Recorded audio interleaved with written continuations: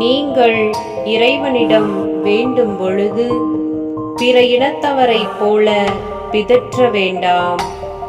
மிகுதியான சொற்களை அடுக்கிக் கொண்டே போவதால் தங்கள் வேண்டுதல் கேட்கப்படும் என அவர்கள் நினைக்கிறார்கள்.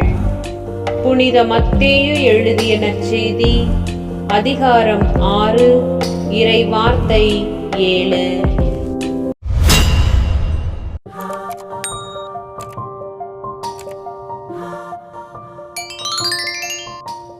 நீங்கள் இறைவனிடம் வேண்டும் பொழுது பிற இனத்தவரைப் போல பிதற்ற வேண்டாம். மிகுதியான சொற்களை அடுக்கிக் கொண்டே போவதால் தங்கள் வேண்டுதல் கேட்கப்படும் என அவர்கள் நினைக்கிறார்கள்.